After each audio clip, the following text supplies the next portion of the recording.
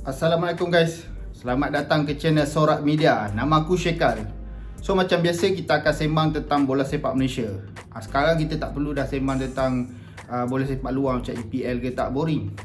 Kita sayang bola sepak kita kan, so kita sembang tentang bola sepak tempatan je sekarang. Okey, hari ni aku nak sembang tentang pemilihan skuad Harimau Malaya yang telah dipilih oleh Tan Cheng Ho untuk pergi latihan lah dekat Johor daripada 22 sampai 30 Mac lah. Seperti mana kita tahu, World Cup Qualifier dan juga Asian Cup Qualifier akan diadakan secara bubble lah dekat natural venue lah pada bulan 6 ni. Macam yang kita tahu, Malaysia sekarang ni di tangga kedua dalam grup. Maknanya sebelum ni kita telah bermain dengan sangat baik lah. So kali ni kita nak meneruskan kita punya momentum ke hadapan. Tapi masalahnya disebabkan oleh COVID-19 ni, ini adalah kali pertama tim Malaysia dipanggil untuk latihan bersama. Tapi kita ada satu lagi latihan yang akan diadakan pada bulan 5 nanti.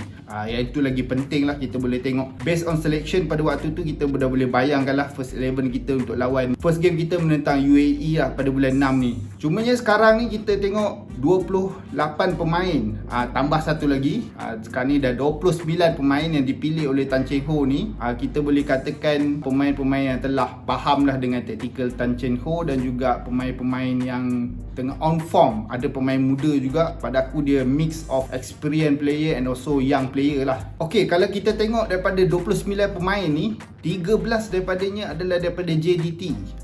Kalau kita tengok memang dominated lah by JDT kan, sebab pemain yang berkualiti Malaysia ni semua pergi JDT dah. Yang kedua diikuti rapat oleh Selangor dengan 4 orang, Perak 2 orang, Pahang 2 orang, Melaka 1, KL 1, Terengganu 3, Sarawak United pun ada seorang dan juga KV Cartridge ada seorang. Okey, kalau kita tengok daripada selection ni, daripada goalkeeper kita boleh tengok, of course lah, aku rasa sandaran pertama Tan Cheng Ho, Farizal Marias lah. Lepas tu dipanggil bersama dia Apek. Ini kontroversi sikit lah. Adalah juga penyokong-penyokong Malaysia ni mempersoalkan kenapa pilih Apek dah tua dah kan. Tapi pada aku mungkin sebabkan Apek ni dia ada experience, dia boleh tolong goalkeeper muda. Kalau kita tengok Apek ni kalau main international dengan Malaysia, dia perform. Beza jugalah kalau dia main dengan kelab biasa lah. Tapi bila main Malaysia, perform dia lagi perform lah daripada Farizal sebenarnya. Okey, goalkeeper lain juga yang telah dipanggil adalah Karul Azhar daripada Selangor dan juga satu goalkeeper muda yang pada aku memang satu pilihan yang bijak daripada Tan Cheng Ho. Tan Cheng Ho telah memanggil seorang goalkeeper daripada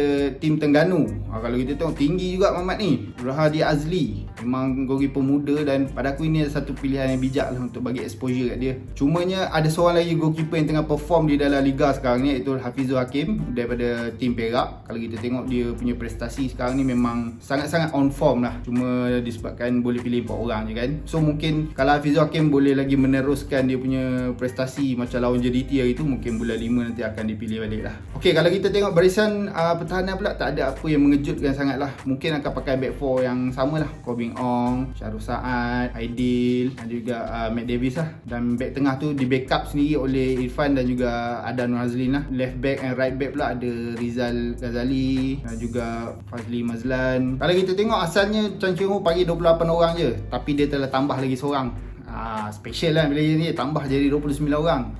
Left back daripada tim Terengganu, Arif Fadilah. Kalau kita tengok sekarang ni dia memang tengah perform kat lah. Tapi tak tahulah dia boleh main ke tak, dia boleh mencabar Kobing Ong ke tak. Tapi ni satu selection yang bagus juga lah daripada Tan Cheng Ho kan. Okay, untuk pemain tengah pula kalau kita tengok, tak ada apa yang mengejutkan lah. Semua player-player yang memang dah biasa main dengan Tan Cheng Ho. Cuma ada beberapa selection lah yang memang penyokong ni ragui lah. Dia punya selection ni bukan based on the form semasa lah. Macam Daniel Amir, Akia Rashid, Akia Bosko yang gitu. Tapi nak cakap dia selalu main pun tak juga kan. Masuk Nazmi Faiz pun jarang main juga kan, aku rasa dekat JDT tu. Tapi aku rasa Tan Cheng Ho sebenarnya pilih diorang ni sebab diorang dah tahu dah tactical dengan Tan Cheng Ho dah ngam lah, orang kata boleh lah kan main kan. Cuma aku nak puji Tan Cheng Ho, dia berani untuk panggil player muda Ramadan. Ramadan kita tahu memang perform lah dengan JDT sekarang ni. Cumanya sekarang ni Tan Cheng Ho dia tak panggil lagi Arif Aiman.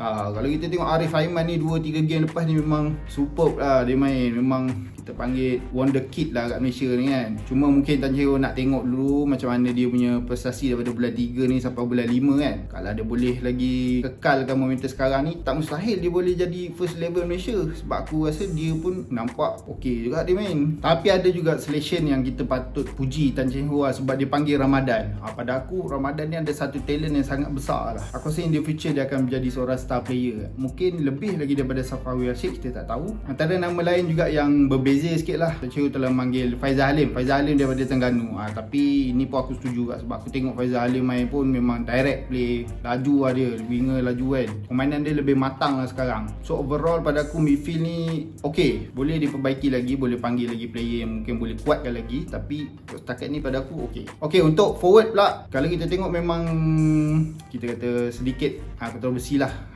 Kenapa ambil Mak Yu balik sebab dia dah tua kan.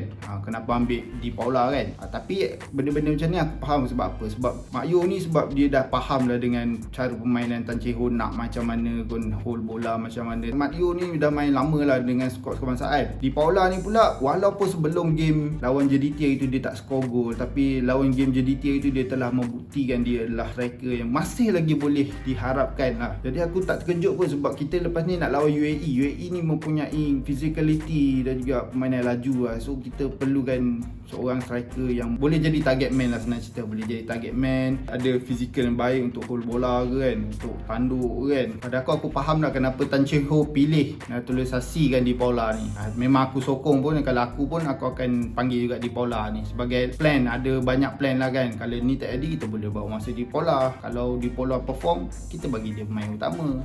Why not kan. Tapi apa-apa pun aku rasa biar dia orang training dulu. Sekarang ni kita boleh pandang dah ke depan. Kita boleh pandang dah bulan 5 ni panggil siapa. Sebab sekarang ni pun hujung bulan 3 nak masuk bulan 4 dah. So kita dah boleh bincangkan siapa agak-agak yang boleh jadi first 11 kita untuk main bulan 6 nanti. So pada aku, pendapat personal aku lah kan, siapa first 11 yang aku nak lah buat masa ni lah, based on apa aku rasa boleh main lah bulan 6 ni lawan UAE ni. Kalau keeper, walaupun Farzal Malai pada aku kalau main dengan Malaysia ni prestasi dia biasa je. Kalau kita tengok 2019 tu ada gol-gol pihak lawan tu mungkin lah sebenarnya boleh lah dihalang kan. Tapi dia adalah best goalkeeper sekarang. So aku maybe akan stick dengan Farizal lah. Tapi kalau nak something new, tak salah kalau kita tiba-tiba letak goalkeeper Terengganu muda kan. Why not? Okay, untuk left back aku akan pilih Corbin On lah. Right back pula macam biasalah Matt Davis. Mungkin tengah aku akan ambil Junior Asdal yang main dengan Chonburi sekarang ni. Boleh katakan pemain utama juga sebab dia mempunyai physicality yang baik untuk menjadi seorang center back kalau kita nak lawan tim-tim macam UAE kan.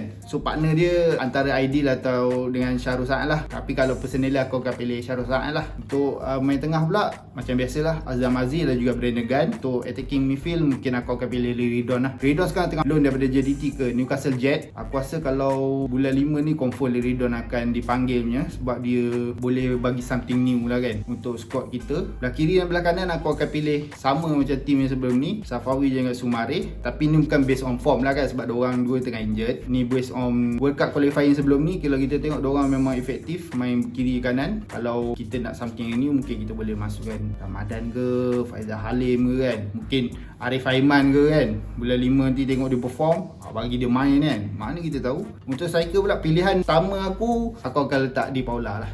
Di Paula mempunyai physicality yang baik. Mungkin finishing mungkin boleh diperbaiki, tapi dalam international stage semuanya boleh terjadi. Kalau Tan Cheng Ho nak main macam break ke kan, nak seorang striker yang sangat laju, mungkin boleh ambil Luman. Body dia pun tak adalah besar tapi dah nampak lah sikit berketul tu kan.